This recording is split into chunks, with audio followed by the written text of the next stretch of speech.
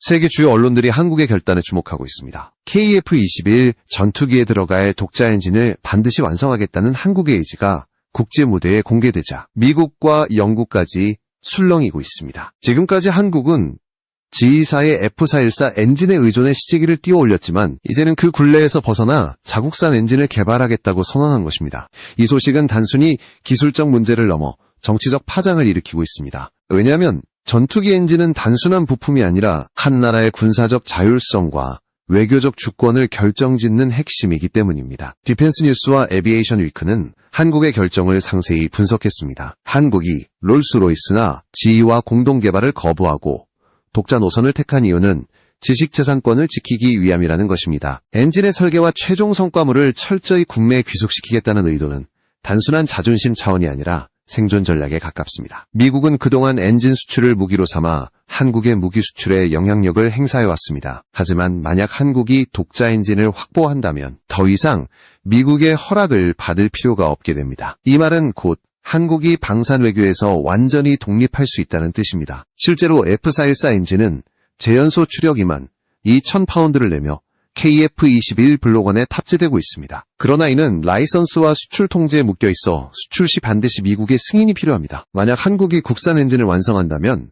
수출 대상국과 조건을 스스로 결정할 수 있습니다. 이 주도권은 방산 외교의 게임 체인저가 될 수 있습니다. 단순히 성능이 좋아진다는 차원을 넘어 한국이 스스로 운명을 쥐는 순간이 오는 것입니다. 하지만 길은 험난합니다. 초고온 내열 합금, 연소실 안정성, 터빈 블레이드 수명 등 세계 최종 상급 기술을 확보해야 합니다. 두산과 한화 에어로스페이스가 주도해 연구를 이어가고 있지만 소재 국산화율은 아직 70%에도 미치지 못하고 있습니다. 그렇기에 일부 모듈은 해외에서 구매해야 하지만 이는 공동 개발이 아닌 제한적 구매에 불과합니다. 즉 최종 설계와 지식재산권은 오롯이 한국의 손에 남는다는 점에서 의미가 있습니다. 고통스러운 과정일지라도 미래의 자유를 보장하기 위한 투자가 되는 셈입니다. 과거 사례는 한국이 충분히 이 난관을 뚫고 나갈 수 있음을 보여줍니다. K2 전차가 독일 변속기 문제에 발목을 잡혔지만 끝내 국산 파워팩을 완성한 경험이 있습니다. K9 자주포 역시 초창기에는 외산 부품에 의존했으나 현재는 세계 시장을 석권하고 있습니다. 이번 전투기 엔진 개발 역시 한국 방위산업이 반드시 넘어야 할 마지막 고지입니다. 만약 성공한다면 단순히 KF-21을 위한 엔진이 아니라 차세대 스텔스기와 심지어 민항기 엔진 시장까지 열어젖히는 도약대가 될 수 있습니다. 이제 한국은 더 이상 뒤로 물러설 수 없는 상황이 있습니다. 미국과 영국의 견제 속에서도 독자 개발을 밀어붙이는 이유는 분명합니다. 그것은 바로 한국이 단순한 무기 수출국을 넘어 세계 방산 패권을 주도할 수 있는 주권 국가로 자리매김하겠다는 각오입니다. 이 과정에서 한국이 직면할 압박과 도전은 결코 가볍지 않지만 그만큼 얻을 열매는 달콤할 것입니다. 지금이야말로 한국 방위 산업의 역사를 새로 쓰는 순간입니다. 한국의 독자 엔진 개발은 단순한 기술적 성취를 넘어서 세계 패권 질서에 직접 도전하는 상징적 사건으로 받아들여지고 있습니다. 특히 미국과 영국은 이 문제를 결코 가볍게 보지 않습니다. 미국은 이미 KF-21에 F414 엔진을 공급하면서 사실상 수출 허가권이라는 지렛대를 쥐고 있었습니다. 그러나 한국이 독자 엔진을 확보한다면 이 지렛대는 무력화되고 미국은 한국의 무기 수출을 통제할 수 없게 됩니다. 이는 곧 한국이 미국의 승인 없이도 동남아시아, 중동, 유럽 등 원하는 국가에 전투기를 수출할 수 있다는 의미이며 방산 외교의 주도권이 완전히 한국 쪽으로 이동하는 결과를 가져올 수 있습니다. 영국 역시 충격을 받았습니다. 영국의 롤스로이스는 전 세계 군용기 엔진 시장에서 여전히 막강한 영향력을 행사하고 있습니다. 그런데 한국이 롤스로이스의 기술을 빌리지 않고 독자 개발에 나선다는 것은 곧 영국산 엔진 의존 구조를 깨뜨리는 첫 번째 사례가 될 수 있습니다. 특히 아시아 시장에서 한국이 성과를 거둔다면 영국의 입지는 급격히 줄어들 수밖에 없습니다. 과거 K2 전차의 크롬 도금 기술을 스위스로부터 이전받지 못했을 때 한국은 끝내 자체 기술을 완성해 세계 최고 수준의 내구성을 확보한 전례가 있습니다. 이번 KF-21 엔진 개발 역시 같은 궤도로 흘러가고 있다는 점에서 영국의 우려는 깊어질 수밖에 없습니다. 해외 언론들도 한국의 이런 도전을 단순히 기술 독립이 아니라 정치적 독립으로 규정합니다. 지금까지 한국은 무기를 수출할 때마다 미국의 눈치를 보아야 했습니다. 예컨대 KF-21을 동남아 국가에 수출하려 해도 미국이 엔진 수출을 막으면 계약은 무산될 수 있었습니다. 그러나 엔진까지 국산화되면 모든 협상권은 한국이 직접 쥐게 됩니다. 이는 한국이 미국의 그늘에서 벗어나 완전한 방산 외교 주권을 행사할 수 있는 기회를 의미합니다. 이러한 결단은 단순히 정부 차원에서만 의미가 있는 것이 아닙니다. 한국 사회 전반에 큰 자부심을 불러일으키는 상징적인 사건입니다. 불과 수십 년 전만 해도 한국은 총알 한 발조차 수입에 의존하던 나라였습니다. 하지만 이제는 K2 전차, K9 자주포, 잠수함, 미사일, 그리고 KF-21 전투기까지 세계 시장에서 성과를 거두고 있습니다. 이런 상황에서 마지막 퍼즐로 불리는 엔진까지 한국이 손에 넣게 된다면 이는 곧 대한민국이 완전한 군사 독립국으로 자리매김하는 역사적 순간이 될 것입니다. 일본과 중국의 상황은 한국과 극명한 대조를 이룹니다. 일본은 수십 년간 독자 전투기 엔진 개발을 시도했으나 아직까지 뚜렷한 성과를 내지 못했습니다. 중국은 막대한 예산을 투입했음에도 불구하고 스텔스 전투기와 폭격기에 필요한 최첨단 엔진 성능을 확보하지 못해 여전히 서방 기술을 모방하거나 수입에 의존하는 경우가 많습니다. 이런 가운데 한국이 독자 엔진 개발에 성공한다면 이는 아시아 전체 군사력 균형을 흔드는 중대한 전환점이 될 수 있습니다. 즉, 한국의 도전은 단순히 자국의 문제를 해결하는 차원을 넘어 글로벌 방산 질서 전체를 재편하는 결과를 가져올 수 있습니다. 미국과 영국이 긴장하는 이유는 바로 여기에 있습니다. 이제 한국은 더 이상 기술을 수입해 조립만 하는 나라가 아니라 전 세계가 의존할 수밖에 없는 독립적 방산 강국으로 올라설 준비를 하고 있습니다. 이 과정에서 불편한 시선을 보내는 주변국이 늘어날수록 한국의 선택이 옳았음을 증명하는 결과가 될 것입니다. KF-21 엔진 독자 개발의 본질은 단순한 기술 진보가 아니라 한국의 전략적 생존과 직결된 문제입니다. 전투기 성능의 절반 이상이 엔진에서 결정된다는 사실은 이미 잘 알려져 있습니다. 추력, 연비, 수명, 연소 안정성 같은 요소들이 곧 전투기의 운명을 좌우하기 때문입니다. 지금 KF-21 블록1에는 GE-F414 엔진이 들어가 있습니다. 이 엔진은 검증된 성능을 갖고 있지만 20년 넘게 개발된 4세대 후반급 엔진으로 한계가 분명합니다. 특히 블록 3단계로 진화해 완전 스텔스화를 이루려는 KF-21에는 최신 세대의 동력이 필요합니다. 그렇기에 한국이 2040년까지 독자 엔진을 완성하겠다고 못 박은 것은 단순한 국산화 선언이 아니라 차세대 항공전의 주도권을 잡겠다는 선전포고와 같습니다. 이 과정에서 한국이 직면하는 가장 큰 기술적 장벽은 세 가지로 요약됩니다. 초고온을 견디는 내열 합금, 극한 상황에서도 안정적으로 작동하는 연소실, 그리고 수만 RPM으로 회전하는 터빈 블레이드의 수명 확보입니다. 지금 두산과 한화 에어로스페이스가 이를 주도하며 연구를 진행 중이지만 아직 국산화율은 70%를 밑돌고 있습니다. 따라서 일부 모듈은 해외에서 제한적으로 들여와야 하지만 이는 공동개발이 아니라 단순 구매이기 때문에 최종 설계와 지식재산권은 철저히 한국의 손에 남습니다.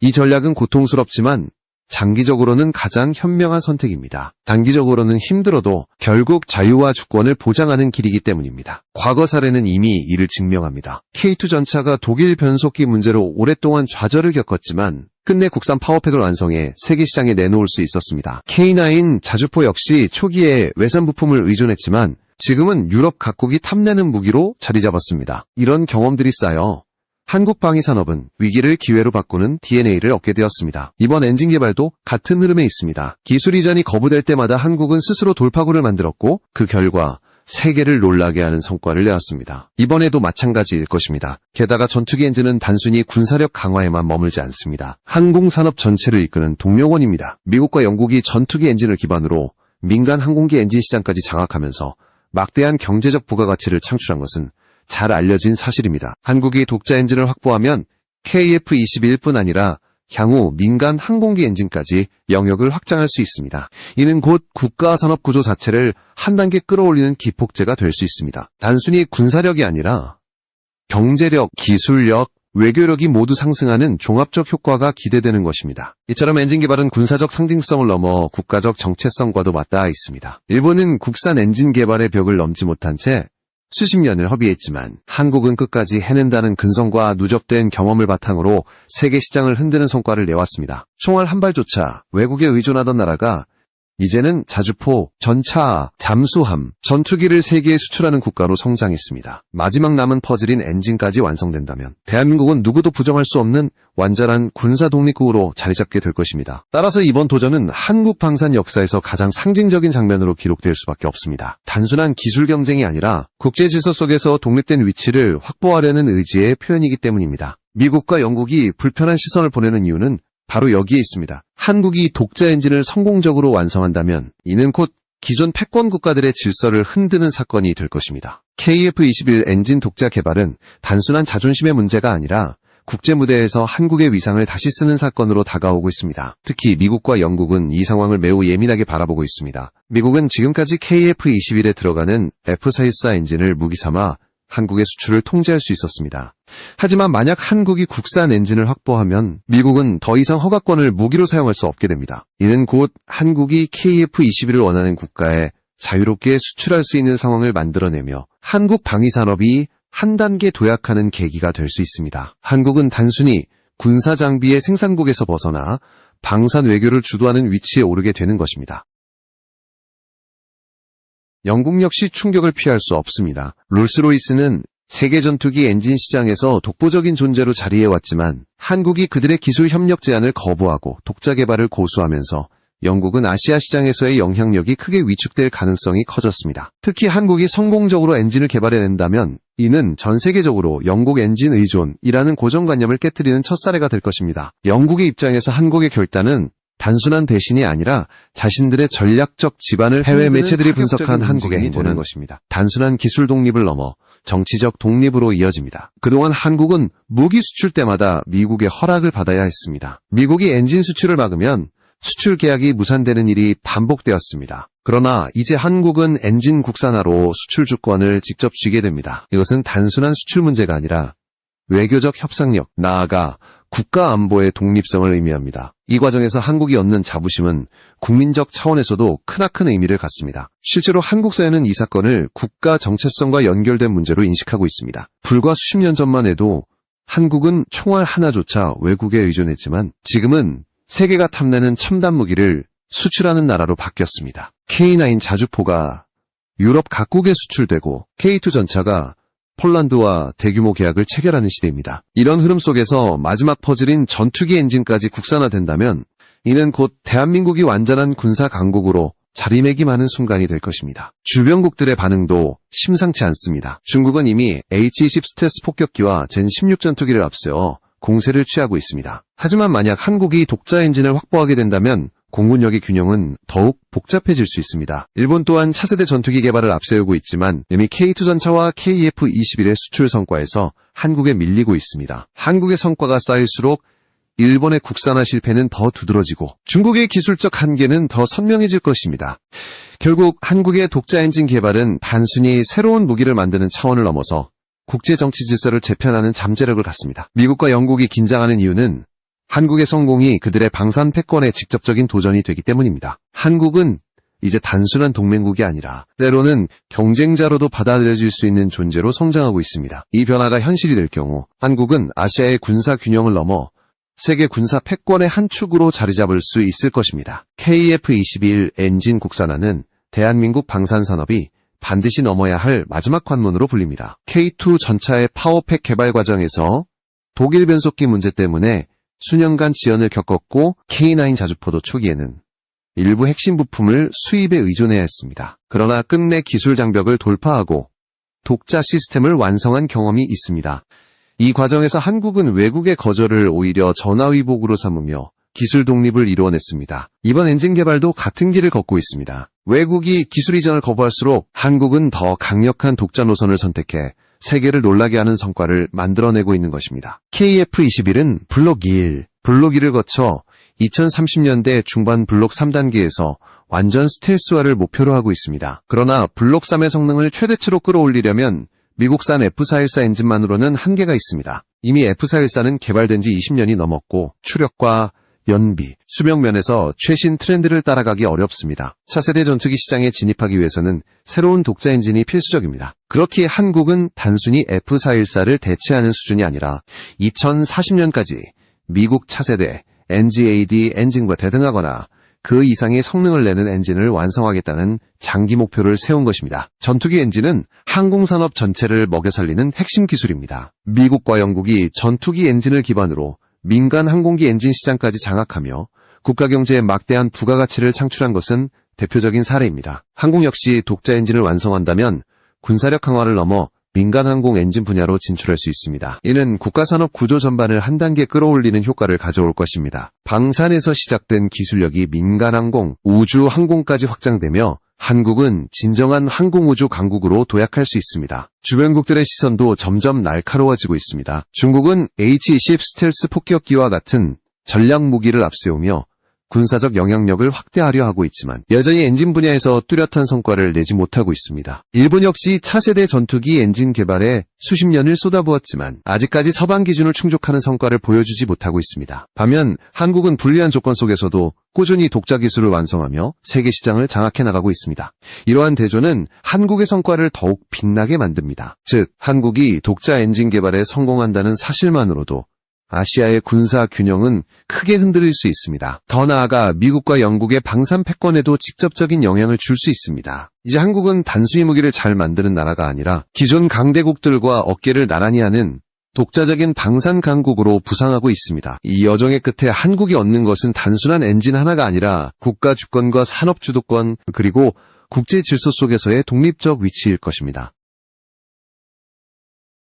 한국의 독자 엔진 개발은 이제 단순한 방산 프로젝트가 아니라 국가의 미래를 좌우하는 전략적 전환점으로 자리 잡고 있습니다. 이번 도전이 성공한다면 한국은 군사 강국을 넘어 항공우주 강국으로 지금까지 한국은 총알 한 발조차 외국에 의존하던 나라에서 세계가 탐내는 무기를 생산하는 국가로 변모했습니다. K2 전차, K9 자주포, 잠수함, 미사일, 그리고 KF-21 전투기까지 모든 과정이 불가능을 현실로 만드는 역사를 보여주었습니다. 이제 마지막 남은 퍼즐인 엔진까지 완성된다면 대한민국은 완전한 군사 독립국으로 전 세계에 각인될 것입니다. 중국의 H-10 전략 폭격기 개발 상황은 이러한 맥락을 더욱 부각시킵니다. 중국은 하와이와 미국 서부까지 타격할 수 있다는 목표로 H-20을 개발하고 있지만 실제로는 스텔스 기술과 엔진 성능에서 미국의 B2에 크게 뒤처져 있다는 평가를 받고 있습니다. 전문가들은 중국이 B2 관련 자료를 해킹했음에도 불구하고 핵심 재질을 복제하지 못해